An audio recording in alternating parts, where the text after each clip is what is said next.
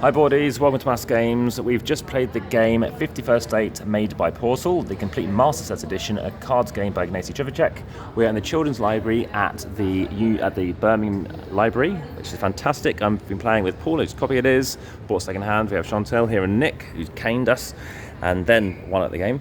And in this particular game, it's a post-apocalyptic game where you're trying to do the best, ultimately getting more victory points. When you reach a round in which someone triggers 25, you then finish that round and that triggers the end of the game. It's a 2 to 4 player game, and I've just played it as a 4. It does take longer as a 4, just to let you know, and I'll talk more about the review in a moment. So what happens? Well, you have a starting board. This is a board like this. They all are different, vary player powers, and ultimately you want to play it with a curvy side facing up, and it goes off to the side of your board. So that's how you set it up. There are no cards to the right, but there will be some cards that will be handed out initially. I have a deck of cards that doesn't come sleeved, but these have been penny sleeved. So as we played as a 4, there will be 5 cards laid out. So starting with whoever starts, you can decide that randomly. You're going to look through those cards and see what you want. Some of these cards might give you an action, some of these cards might give you production, some of these cards might give you a feature. So luckily, all those 3 things came out there. In this game, it's an engine building game, and there are various things you can have. So I happen to play as New York, which I do not recommend playing with. You can get 3 workers. We're not calling them meeples because the post-apocalyptic world did not do well for those people of Carcassonne. You also have other things. You have these gear icons, you have tags, which are the round ones, and you also have cards. So I start with that kind of stuff.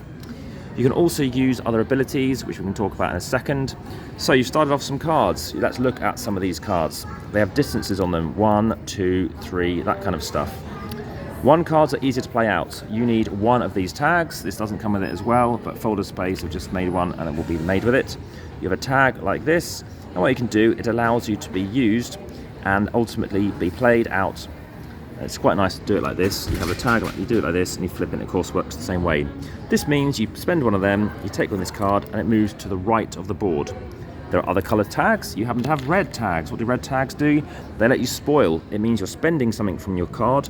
So if this card you're spending 1, if it has a 2, you want to spend 2 tags. If it's a 3, you're going to spend 3 tags, and you're doing the spoil action instead. So you're spending the amount of cards equal to the distance here to place them here. Okay. If it is a red one, you're getting spoils. You're going to get 2 guns. Guns you can use for other stuff. It's a resource management game. If you happen to have the blue tags, as you can see, you're spending fuel to gain these ones. Blue tags, what you can do is deal.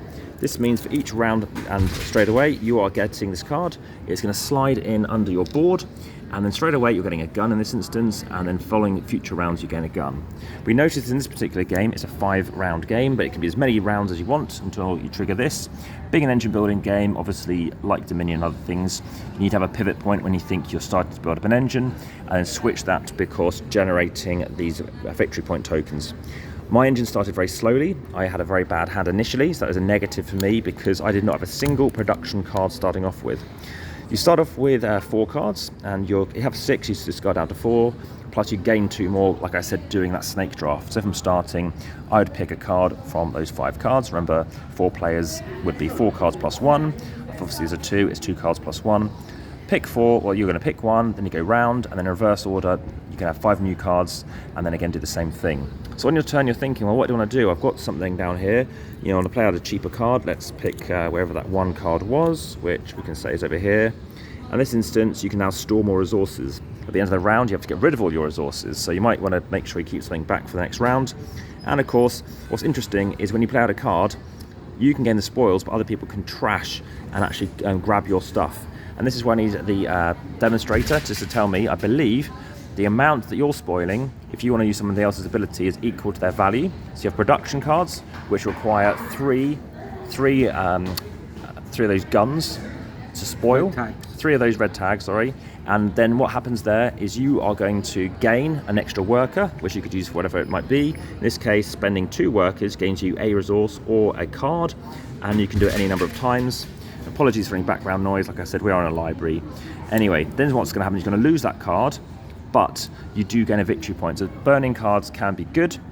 As I said, you can sometimes do these things. When you do something like this, you are spending the resources. So you're going to take your worker, you are going to take that gun symbol and gain 3 victory points. Now you can see that card's spent. So for the rest of this round, you cannot trigger it again. Also, if you want to build like a card like this, remember, you're spending the tags, the grey tags to build. If you want to build over this, you can use building bricks, and you're using a brick value equal to the difference. So if I wanted to build a level 3 brick, then I'll be spending just 1.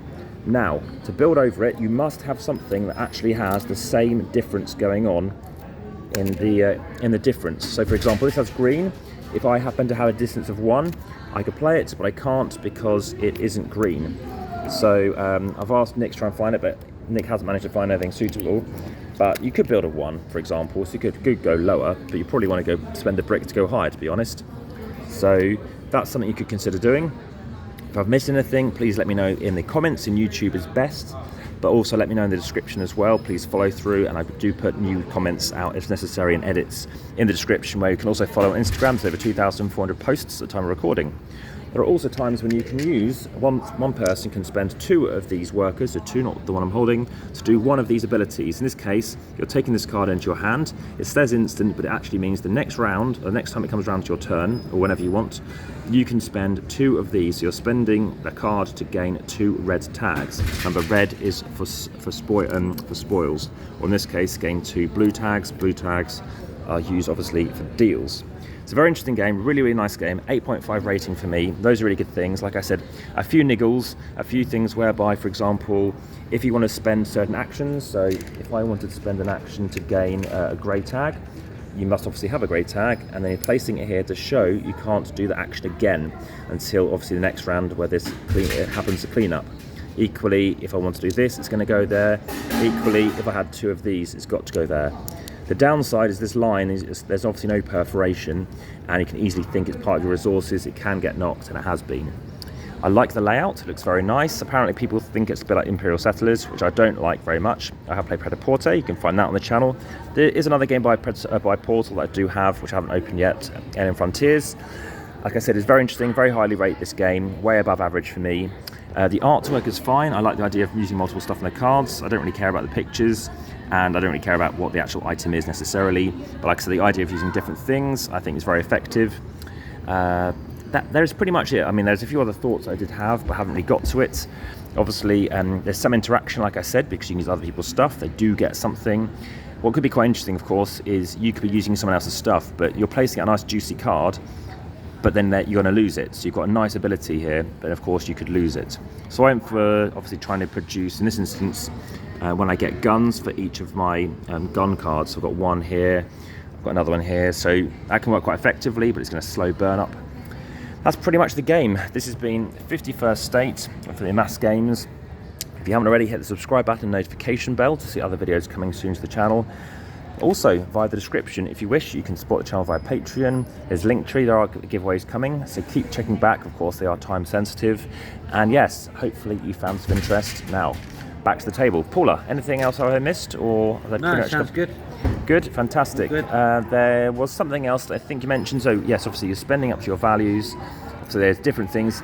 Obviously asymmetry is just in your starting powers. Like I said, hopefully this hasn't been too much of a difficulty in understanding. It doesn't take too much space. Like I said, it's quicker with fewer players, but also obviously you could be checking other people's cards for stuff. So you might want to choose what you're nicking. That's why it takes longer as a game with more players. Right, there is a new edition out. I look forward to finding this game. Please do not stop me from getting it. This was, I think, £30, including delivery. It's second hand. And yeah, back to the table.